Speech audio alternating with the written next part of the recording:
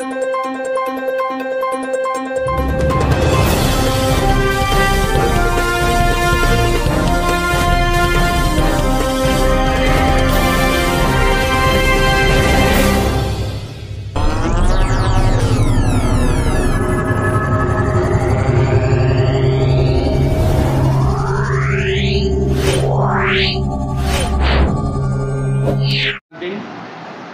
কংগ্রেসের প্রেসিডেন্ট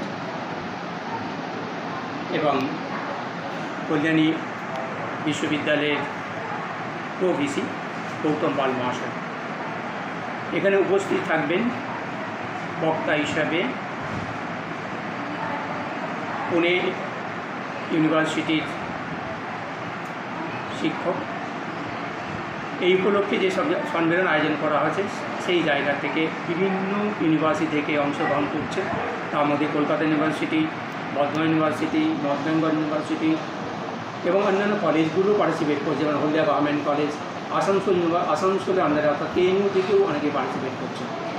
আমরা এই যে অনুষ্ঠানটা আয়োজন করেছি এটা কেবল ইউএন ব্রহ্মচারীকে সম্মান জানাতে একটা দিক, আরেকটা দিক ছেলেদের মধ্যে আর আদর্শ তুলে ধরা।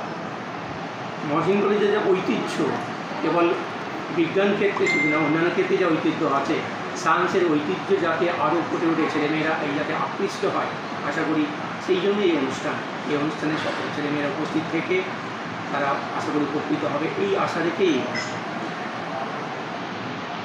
যেহেতু ডিপিআই ম্যাডাম ওখানে থাকবেন, আমাদের ভিউটা ওখানে তুলতে পারি যাতে আমরা ইউএন ব্রহ্মচারীর আদর্শটা উদ্বুদ্ধ হতে পারি।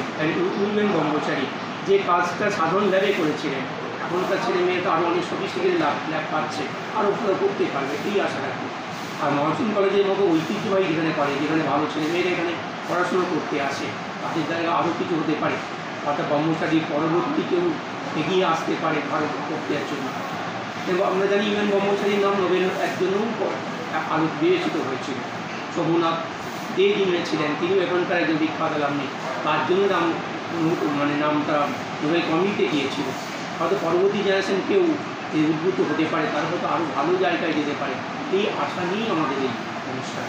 এবং এই অনুষ্ঠানের জন্য হায়ার এডুকেশন ডিপার্টমেন্ট সমস্ত ব্যয়ভার বহন করছে, এই আশা রাখছি। এবং ওনারা আমরা অ্যাসুরেন্স পেয়েছি এই অনুষ্ঠানে যাবতীয় খরচ হায়ার এডুকেশন ডিপার্টমেন্ট দিতে পারবে।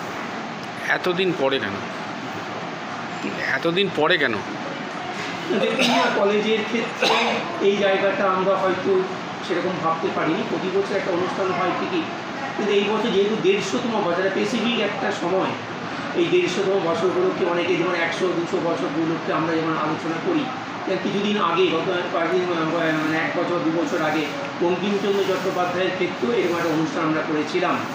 আজকে তাই আমরা যেহেতু 150তম বছর পূর্তি, সেই অনুষ্ঠান করতে চাচ্ছি। এই বছর আরেকটা দিক আছে, রঙ্গলাল বন্দ্যোপাধ্যায় যিনি সেই কবিতাটা লিখেছিলেন না, স্বাধীনতাহীনতায় কে বাঁচিতে চায়, তারও এই বছর 200তম বছর করতে আশা করি পরে যেটা ভাবছে তিনি আমাদের অন্যতম অ্যালামনি, তাকে নিয়েও আমরা ভাবতে পারি, ভাবছি। এখন যদি সুযোগটা পাই আমরা নিশ্চিত করব। সঙ্গে আমাদের বাংলা ডিপার্টমেন্ট আছে, তারা নিশ্চিত এই কাজের মধ্যে উদ্বুদ্ধ হবেন, তারাও চেষ্টা করবেন এবং সমাজের সহযোগিতা পাওয়া যায় তাদের দৃষ্টান্ত অনুসরণ করি, তাদের দিকটা তুলে ধরে ছেলেরা মেয়েরাও যখন উপকৃত হবে এবং তাদেরকে তারা যে কাজটা করে গেছেন সেই কাজেরকে আমরা অন্তত সম্মান দেওয়া, এই আশা রাখছি। আমাদের ইচ্ছা আছে এবং গবেষণার কাজটা আরও ত্বরান্বিত করা। যেহেতু আমাদের ঐতিহ্যবাহী বড় বিল্ডিংটা এখন কাজের মধ্যে আছে, বিল্ডিংটা কমপ্লিট হোক এবং আমরা নতুন বিল্ডিংয়ের প্রপোজাল পাঠাচ্ছি।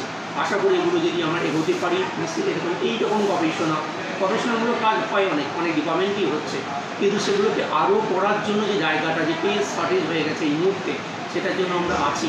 আশা করি বিল্ডিংটা হয়ে গেলে আমরা এই নিয়ে আরও ভাবতে পারবো যাতে ওই রকম কোনো গবেষণা তৈরি করা যায় কিনা বা এরকম কিছু করা যায়।